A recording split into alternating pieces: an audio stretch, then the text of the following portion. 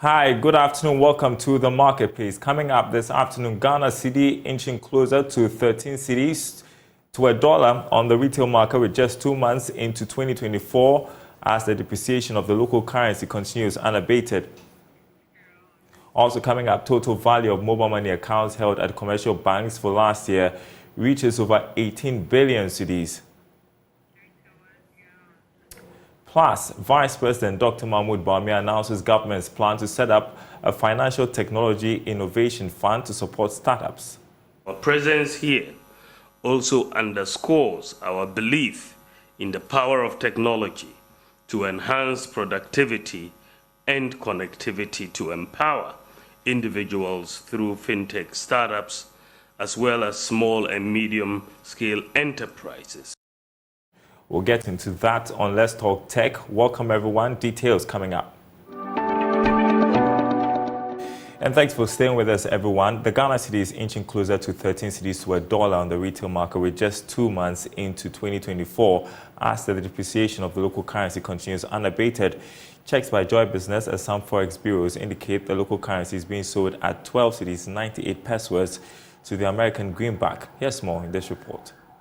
The year-to-date depreciation of the local unit also stands at a little over 5% after losing about 20 pesos in the last 2 days of this week. The cedi began this week going for 12 cedis 85 pesos, but has since lost 13 pesos to the dollar. The Bank of Ghana is quoting $1 to 12 cedis 39 pesos. The local unit weakened 1.37% week on week to the American greenback last week as a result of immense corporate demand and cedi-funded foreign exchange pressure. Despite the central bank selling $18.5 million on the spot market, it could not keep the cedi afloat as it weakened to close at a mid-rate of 12 cedis 75 pesos to the dollar.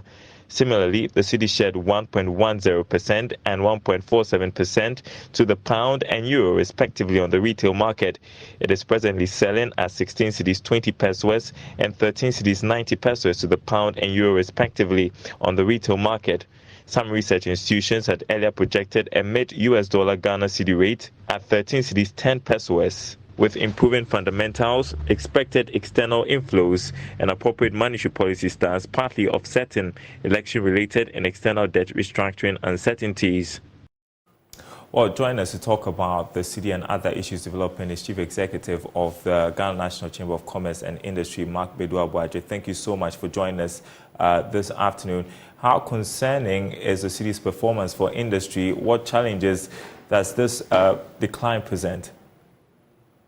Well, I think the depreciation is actually consistent with what we have been experiencing at the beginning of every year on the back of the increased demand for the dollar to import during the Christmas festivities. We imported a lot of things. There's a time that those who imported are paying, so there is pressure on the dollar for those who are importing. Also, the multinationals, largely, some of them will be transferring money to their host nation. So it's consistent with what we have been experiencing in most of the first quarters for the past years.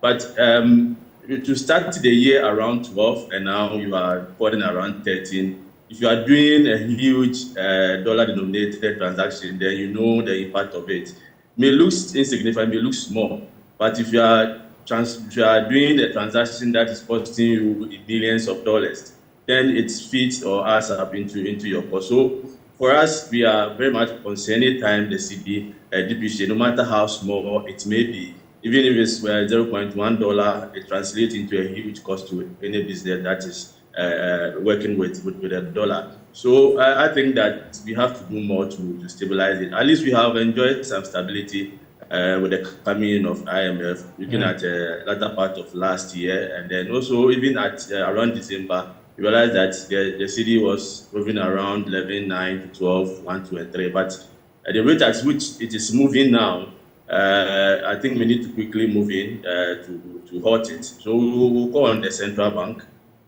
using the monetary policy to see how best they can stabilize the currency for businesses. Yeah, so I mean, the reason for the depreciation we are witnessing is as a result of a surge in corporate demand, essentially foreign companies repatriating their profits. Now, one of the things your chamber has pushed for is for government to task multinational companies to keep dollar revenues in local banks.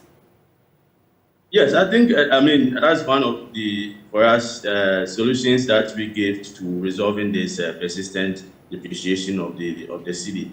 If we allow these multinationals at the beginning of the year to transfer all the profit that they have made, in fact, they bring in the dollars, but they work with cedis. Once the revenue, most of them also come in the form of cedis. So if they want to repatriate their profit, usually they have to convert it because, I mean, you can't send a cedi to America. You have to convert it into the dollars, and that puts a lot of pressure on the city. So we have advised that I think you should have the one-on-one discussion. I think there is something actually going on, but as to whether it's working is something that we need to interrogate further. One thing that we also requested for is that they should stagger the repatriation. If you have, let's say, assuming like $1 billion to send to your host, your mother company, and you can stagger it in such a way that it will not affect you as the company and also affect the stability of the local currency, then you need to also look at the environment in which you are working.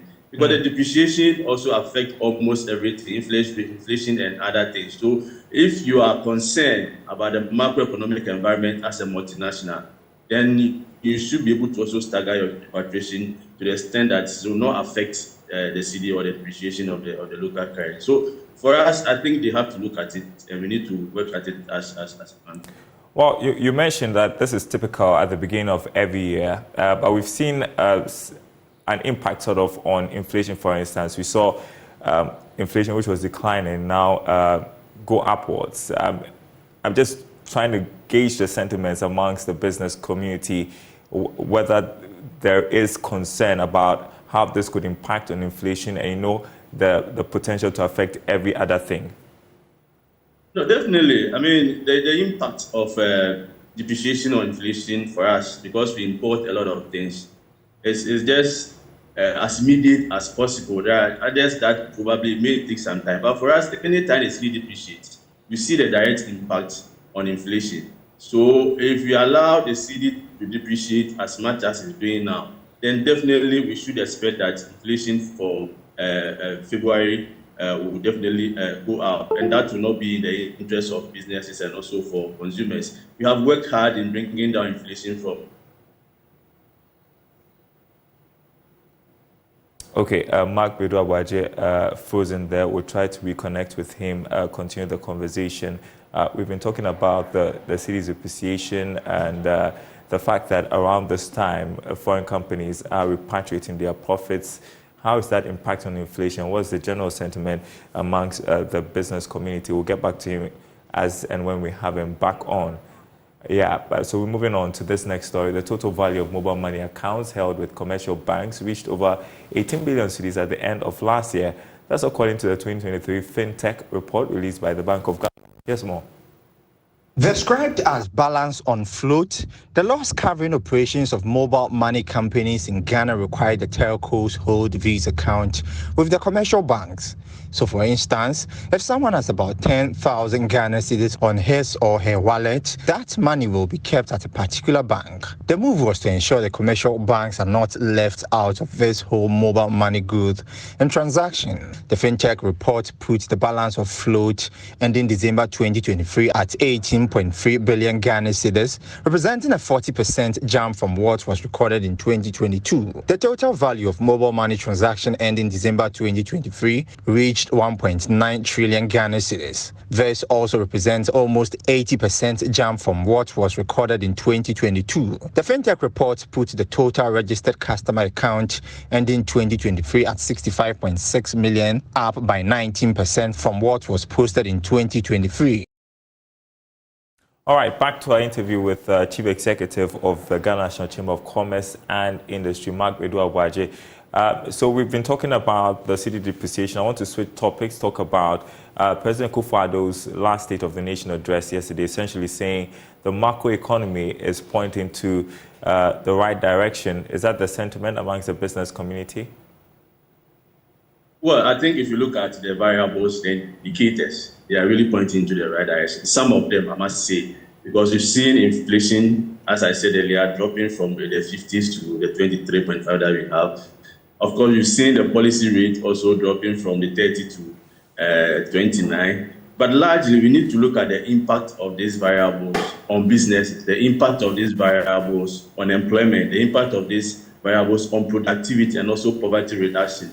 I don't think we should be excited so much about these numbers. These numbers are supposed to support certain activities. When you look at development, you don't really look at these changes within a short possible time. You are looking at how it translates into key development indicators. Mm-hmm. Now, if these reductions are translating into a higher profit for businesses, then businesses will feel the impact. But rather, these indicators, as you said there's a bitter medicine that we all have to drink, that is the taxes. And I think that this medicine is too bitter. And as to whether the medicine is also helping to cure the patient is something that we need to interrogate. The patient, after taking this medicine, is getting sick, the situation is getting worse day by day.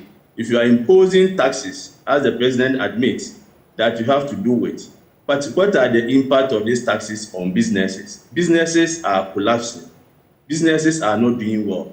Businesses are under production because of these taxes. So how long are we going to consume this bitter medicine?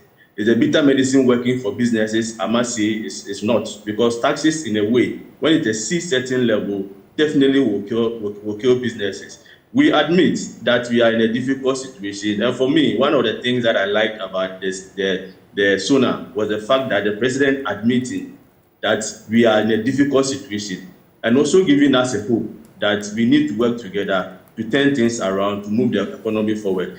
But one thing that I was expecting the president to also say, as a way of encouraging businesses, is to come out with what exactly they are doing to ensure that the business environment is conducive for businesses. As it stands now, the State of the Nation address clearly indicated the state of businesses. It's a state of difficulties. It's a state of despair. So there should have been a way out and saying that I didn't see anything. Now, if the private sector is the engine of growth, and you are giving a state of the Ghanaian economy, I would have expected a special session for the private sector, that we know the challenges you are going through with taxes, the challenges with utility tariffs, the challenges with interest rate.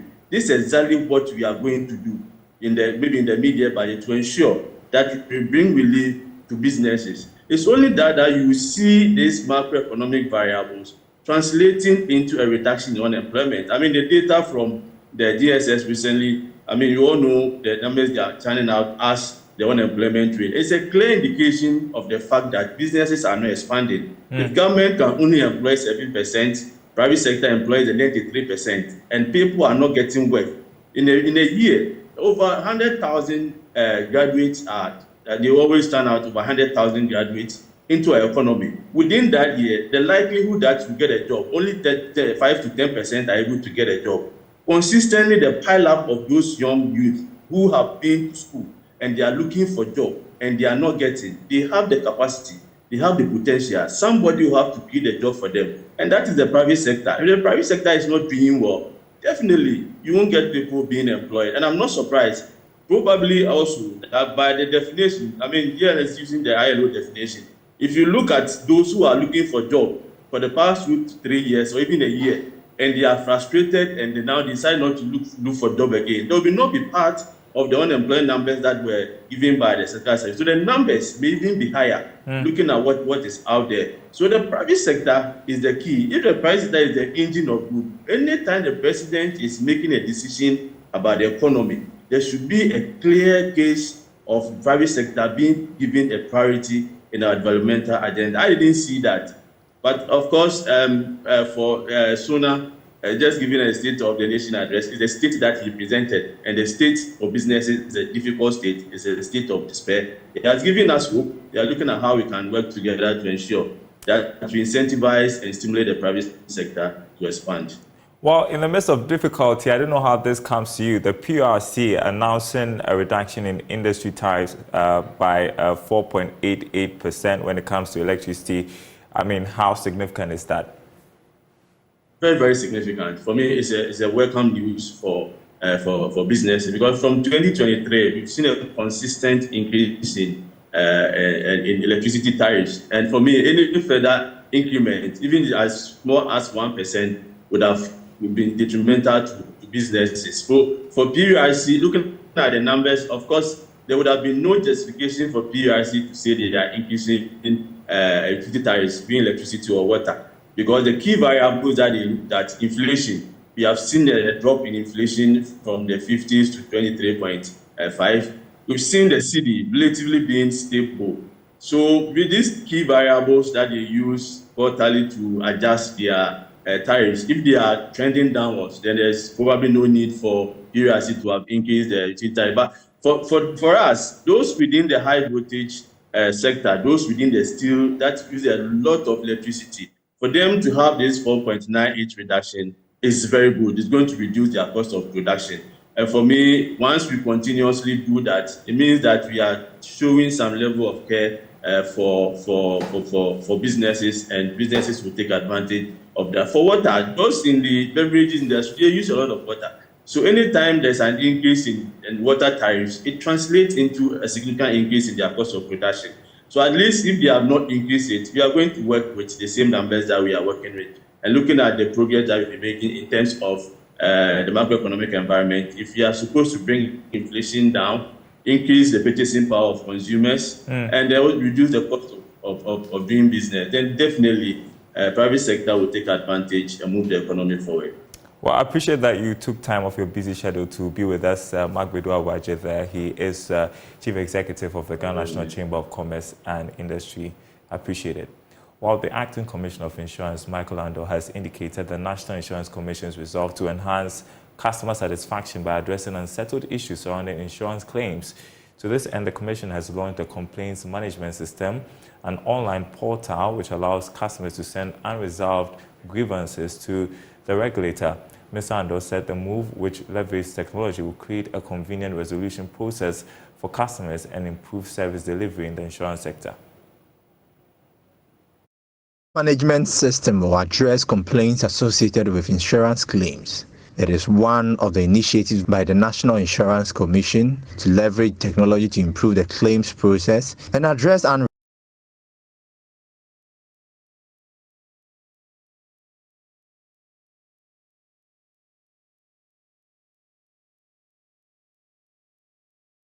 All right, we'll bring you that story later, but let's turn to Let's Talk Tech. I'm joined by Lead for Eyes of Africa, Henry Kobler. Henry, thanks for being with us this afternoon. We begin with the Vice President, Dr. Mahmoud Bawumia, announcing government's plan to set up a financial technology innovation fund to support startups in the country. According to him, the fund will enable the country benefit from the full potential of these startups towards the national digital transformation agenda. He was speaking at the launch of the 3i Summit by the Bank of Ghana. We've gathered here today for the launch of the 3i Africa Summit 2024, an event which seeks to gather governments, businesses, investors, academia, and thought leaders to discuss and collaborate on the unlocking of Africa's full potential, with a primary focus on fintech and the digital economy.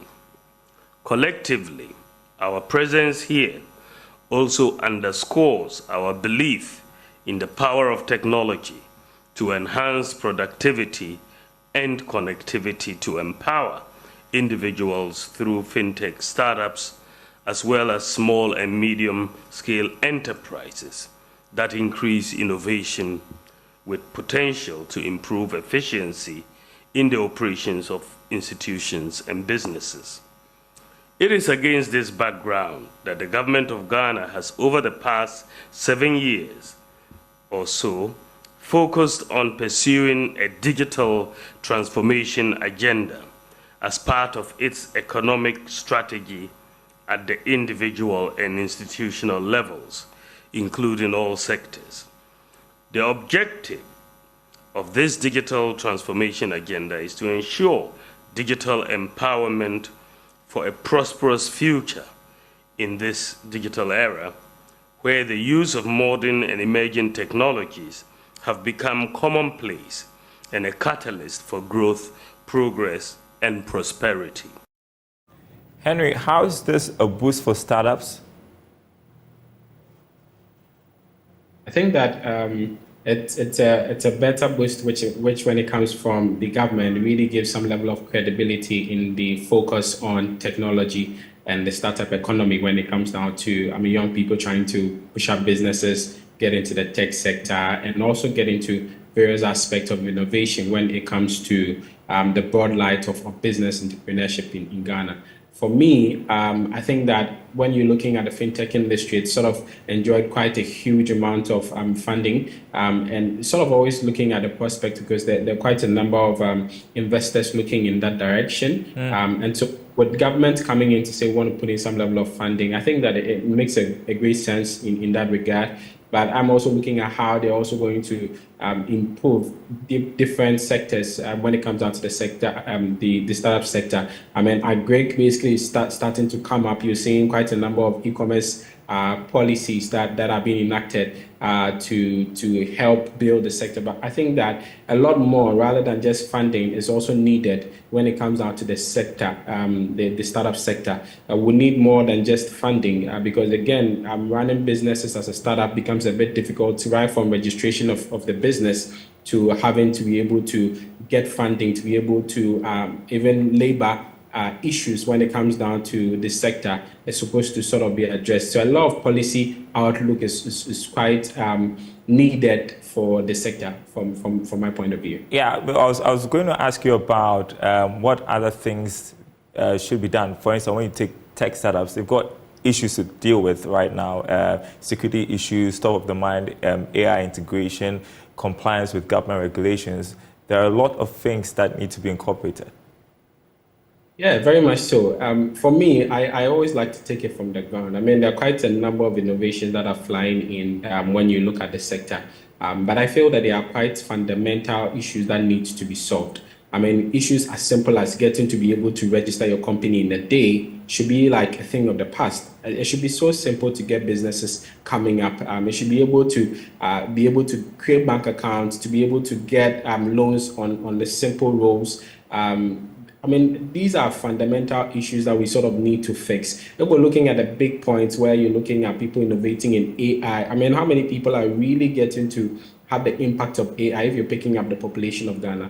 It does not mean that we shouldn't get into the innovative part, but there are fundamental policy pointers that need to be in place to make sure that the simple startup innovators are able to get these businesses on track and then can be able to have access to these funding. I mean, we've seen quite a number of funding being put up by government, and even the access of these funding is so difficult. There are tax reliefs that are all available for startup companies, but even the access of it, even the information to even get access to these what do you call it, points, it's so difficult sometimes. And so you go to JRA, you want information as to how can I get tax refunds and all of that. It's so difficult to sometimes get those ones. But those are the fundamental pointers that startup companies really need to hold on to and get. And I think that the government can play a major role when it comes down to that. Yeah, the last time on this segment, we talked about ex-Twitter employees in Ghana getting a settlement. Well, earlier in the week, I spoke to a lawyer for the ex-Twitter employees in Ghana about some of the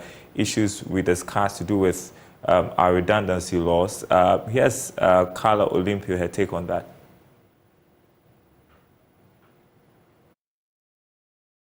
Unfortunately, even though the provisions are very clear and they're quite well thought out, there is no enforcement attached to it.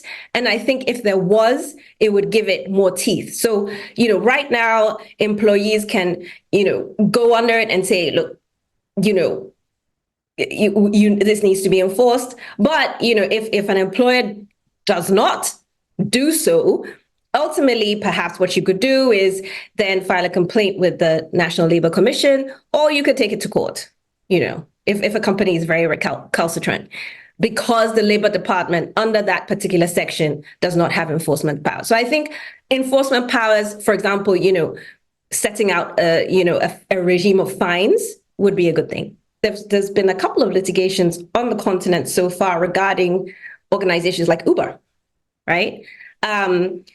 So I think there's one in Kenya, there's been one in South Africa. And sometimes, the ability to enforce or not your rights is a problem because sometimes they don't have an entity in the country, right? So you have to think about, what entity you're actually signing with. Will you be able to enforce any rules against them if they do not do the right thing by you? Talked about a regime of fines to be enforced, and she's talked a bit about remote work, where some foreign entities seem to get away with breaches because they do not have a presence in a country where they operate in. How problematic is that? And huge problems. These are some of the fundamental issues I had actually mentioned earlier. I mean, you can't stop people from trying to look out for jobs. I mean, the very current unemployment rate report relatively had shot up when it comes out to unemployment, and so people are looking at ways where they can exploit and use their skills. And so there are quite a number of people that are looking at remote jobs. It would interest you to know that when we're implementing taxes on some of these platforms, it's so quick, but the policies that guides the people, the policy that helps to keep the employers who are all sitting on these platforms are really like not there, and even if they are not enforced. And that becomes a huge problem for quite a lot of people that really want to explore when it comes down to this innovative environment. I think generally that we sort of need that enforcement to come in when it comes down to our labor laws. And there should be that innovation that should be cited in these laws as according to the very new trends of jobs that are available. There are quite a number of people that are making millions. I've cited a lot of influencers talking about how much they're making on influencer platforms. And I think that the only thing that really hits us is how can we tax them? What are we getting for the government? But they're not looking at how we can improve the skills of some of these people. What are the protections that are on for them and for them to get out there? And I think that becomes a conversation that the industry people and the sector should be engaging in. And the policymakers should also be looking at how they could get most of these policies in place and enforced. All right. I think that's a great point of conversation for us to start with. Thank you, as always, Henry Kobler, lead for Eyes of Africa. Appreciate your insights, as always. And that's the marketplace. More news on our website, myjoyonline.com/business.